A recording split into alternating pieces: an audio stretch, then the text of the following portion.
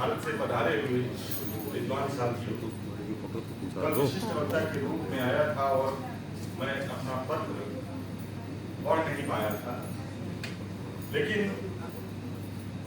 मैं इस बात के लिए धन्यवाद देना चाहता हूं मनोज जी को और विशेष करके गौतम जी को, जिनसे मैंने पैरवी की कि अगर मुझे 2-3 मिनट का अगर समय दिया जाए तो मैं अपनी बात को रख सकूं।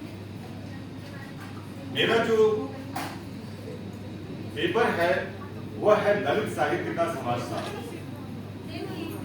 और दलित साहित्य को मैं 2 विषय से जोड़ना चाहता हूं, वाल्मीकि रामायण और तुलसीदास कृत श्री रामचरितमानस।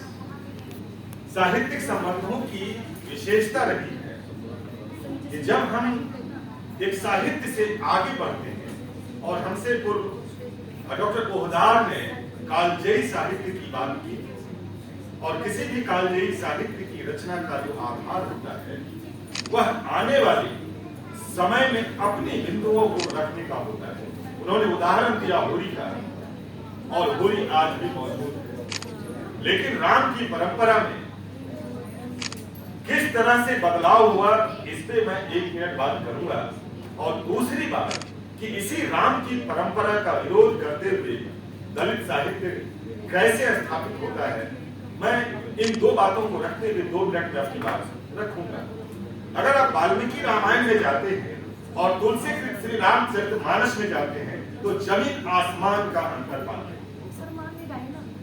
वाल्मीकि रामायण में जो मुख्य रूप से बातें कही गई उसको तुलसीदास जी ने छोड़ दिया, और 2 प्रसंग ऐसे हैं, बल्कि 3 प्रसंग आपको बहुत हैरत होगी कि तुलसीदास राम को परिष्कृत करते हुए नजर आ रहे। शंभुक वध, शूद्र ऋषि शंभुक का राम हत्या करते हैं, सीता निष्कासन, और तीसरा लक्ष्मण की हत्या।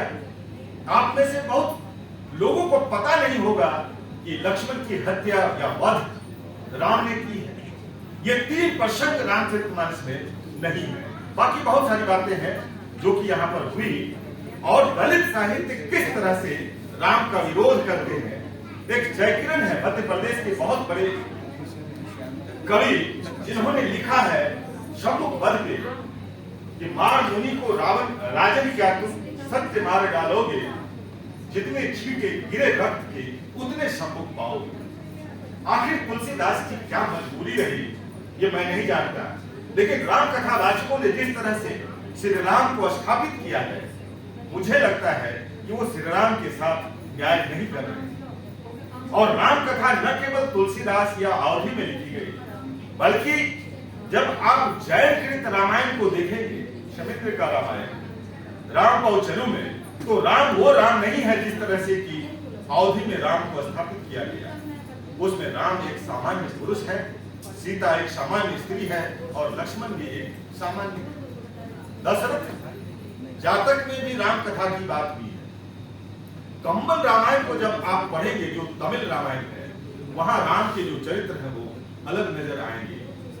राम के जो रूप हैं भारत में विविध रूप से आए हैं, लेकिन इधर के दिनों में मैं देख रहा हूं एक आलोचक होने के नाते कि जो तुलसीदास जी के जो रामायण श्री रामचरितमानस है उसका ज्यादा प्रचार प्रसार हो रहा है।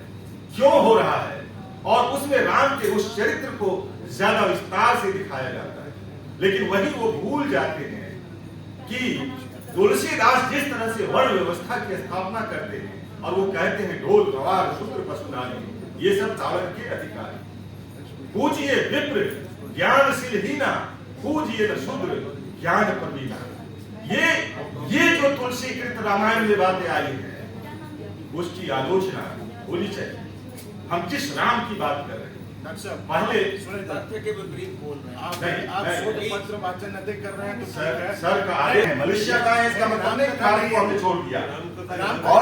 और ये है कि कुछ खास लोगों के द्वारा अगर ये हम